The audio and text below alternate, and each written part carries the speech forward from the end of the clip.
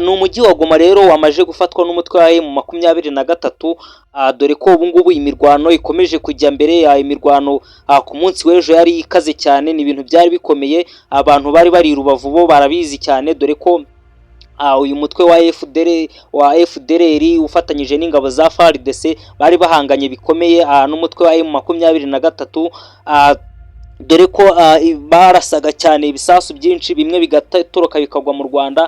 Ingabo z'u Rwanda zo zagaragaje ububasha buhambaye cyangwa se ubushobozi bukomeye cyane, dore ko ibisasu bimwe byatorokaga bikogwa mu gihugu cy'u Rwanda. U Rwanda rwari rufite ubudahangarwa bw'ikirere mu bwirinzi, dore ko ibisasu byajyaga kugwa ku butaka bw'u Rwanda byaturikirizwaga mu kirere bitaragwa ku butaka. n'u Rwanda rwagaragaje ko rufite igisirikare gikomeye kuri uyu mugabane wa Afurika ndetse no ku isi.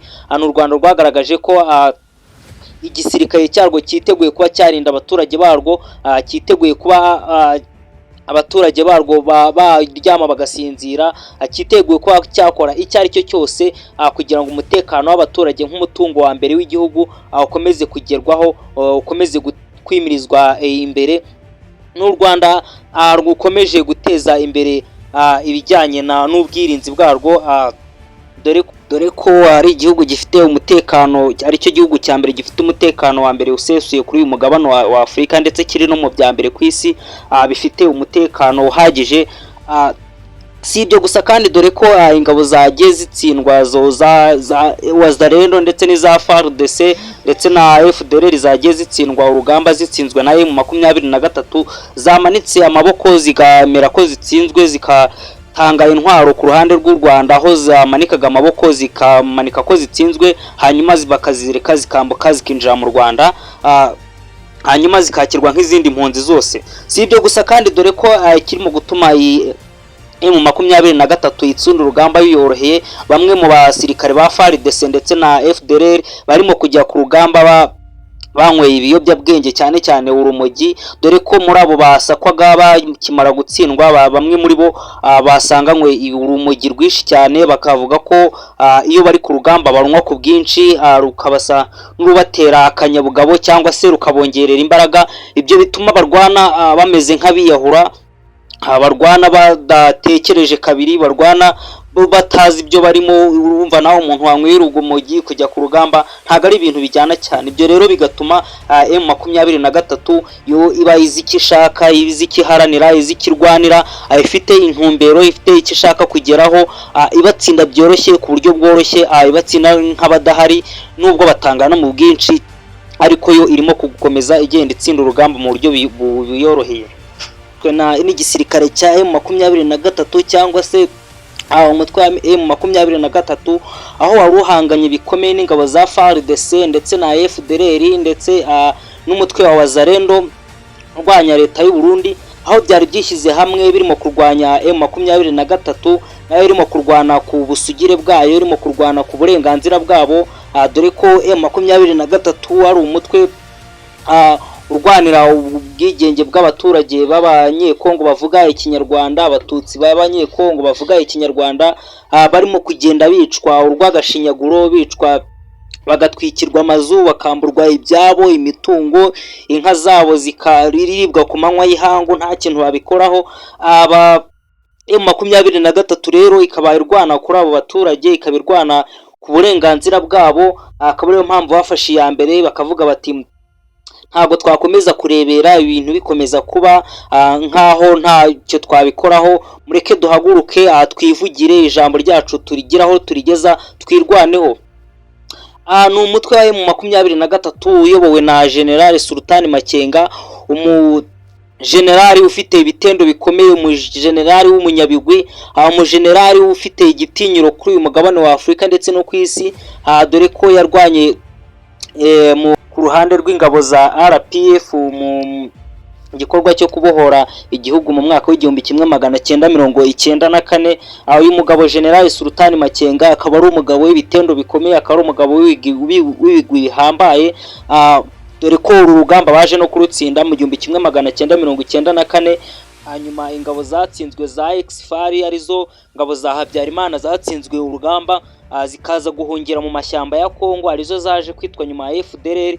Iyi FDLR rero akaba ariyo yaje kwihuza kuri ubu ngubu n'igisirikare cya Kongo cya FARDC, bakaba bari mu gukorana byeruye ku mugaragaro, dore ko uyu mutwe wa FDLR wasize ukoze amabi mu Rwanda, wasize ukoze jenoside yakorewe abatutsi mu 1994, wajyanye iyo ngengabitekerezo mbi, dore ko n'ubu ngubu abanyekongo bavuga ikinyarwanda b'abatutsi bakomeje kwicwa urw'agashinyaguro, bagatwikirwa amazu, bagahambirizwa ku manywa y'ihangu, badafite icyo babikoraho. Bikomeje kuba agashinyaguro kuri aba banyekongo bavuga ikinyarwanda.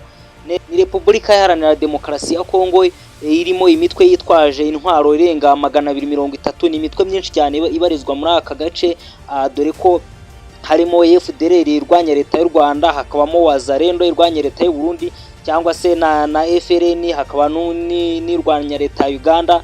Ni imitwe myinshi iri muri aka gace kabaye icumbi cyangwa se indiri y'imitwe yitwaje intwaro ihungabanya umutekano muri aka karere ka Afurika y'Uburasirazuba. Mbere yuko dukomeza, kura subscribe, like, share and comment kuri Domis News TV, ukomeze kuryoherwa n'imizingo y'ibyegeranyo, amakuru agezweho mu karere, mu Rwanda ndetse no muri Afurika muri rusange, ndetse n'amakuru y'ibyamamare, ibyegeranyo bicukumbaranye ubuhanga. Wakwibaza ngo rero kuki ibi ngibi bikomeje kuba, amahanga arabivugaho iki, ese bizagenda bite, amaherezo y'ibi ngibi ni ayahe? Mu gitondo cyo kuri uyu munsi, Perezida wa Repubulika y'u Rwanda Paul Kagame yaganiriye na Perezida wa South Africa Cyril Ramaphosa, baganira ku byo umutekano muke ukomeje kurangwa mu burasirazuba bwa Repubulika Iharanira Demokarasi ya Kongo, baganira uko byakemuka hifashishijwe inzira y'ibiganiro. Si ibyo gusa kandi, dore ko n'umuyobozi w'umuryango wa Afurika yunze ubumwe nawe yatumije inama y'igitaraganya, ndetse na Perezida wa EAC East African Community William Ruto nawe yatumije inama y'igitaraganya kugira ngo baganire ku bibazo bya Repubulika Iharanira Demokarasi ya Kongo mu burasirazuba bwayo, kubikomeje kuhabera, ku buryo byakemuka mu buryo bwihuse, dore ko ingaruka zabyo ziri kugera ku baturage cyane.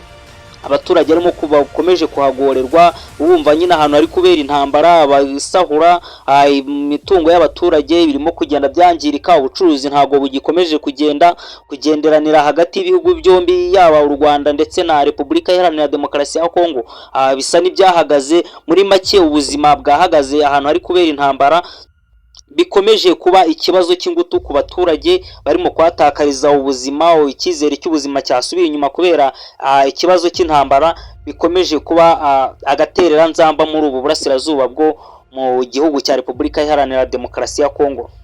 Si ibyo gusa kandi, dore ko umutwe wa M23 wongeye gukubita inshuro FARDC ndetse na FDLR, dore ko uyu mutwe wa M23 wamaje kuba wafata ikibuga cy'indege giherereye muri uyu mujyi wa Goma, ikibuga cy'indege cyakoreshwaga cyane mu kuba cyanyuzwaho intwaro ndetse n'ibindi bikoresho bifasha abasirikare bari ku rugamba. Ubu iki kibuga cy'indege kiri muri controle, kirayoborwa n'umutwe wa M23, dore ko ubu ngubu nta ndege yemerewe kuba yahagwa cyangwa se ngo ihahagurukire idahawe uburenganzira busesuye n'ubuyobozi bw'umutwe wa M23. Ubu ngubu niwe urimo gukontorora iki kibuga, dore ko ariho hanyuzwaga ibikoresho byose bifasha abasirikare ku rugamba. Ikindi twagarukaho nuko igisirikare cy'u Rwanda cyagaragaje discipline ikomeye, discipline yo ku rwego rwo hejuru, aho abasirikare bakomerekeye ku rugamba, abasirikare bemeye kumanika amaboko ba FARDC cyangwa se ba Repubulika Iharanira Demokarasi ya Kongo, bamanitse amaboko bakemera ko batsinzwe. Bamwe mu bagaragaje ko barwaye cyangwa se bakomerekeye ku rugamba barimo kugenda bavurwa n'igisirikare cy'u Rwanda, bari kugenda bahabwa ubuvuzi bw'ibanze kugira ngo bongere bagaruke mu buzima busanzwe, ndetse banaganirizwa kugira ngo bongere biyumve ko bavurwe ihungabana batewe n'urugamba.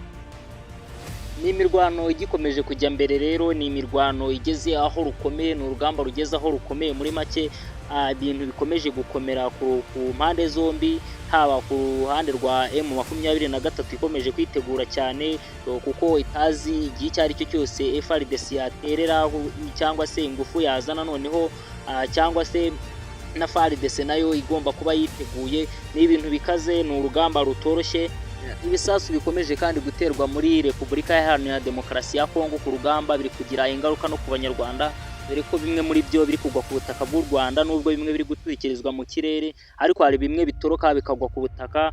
Ubu ngubu bimaze kuba byahitana abantu bagera ku 9, abandi 35 bamaze kubikomerekeramo. Ntitwavuze wenda bijyanye n'amazu yangiritse, ariko birumvikana ko biri kugira ingaruka no ku banyarwanda. Andi makuru turakomeza kugenda tumenya, turaza gukomeza tuba updatinga, tubahera amakuru ku gihe, nicyo tubereyeho. Amakuru turagenda tuyabahera ku gihe. We kora subscribe, like, share and comment, amakuru ujye abonera ku gihe, ukomeze kuryoherwa n'imizingo y'ibyegeranyo, inyandiko zicukumburanye ubuhanga, amakuru y'ibyamamare ndetse n'ibindi, amakuru yo muri aka karere kacu ka Afurika y'Uburasirazuba ndetse no ku isi muri rusange. Ciao ciao. Iyi ni Domis News TV.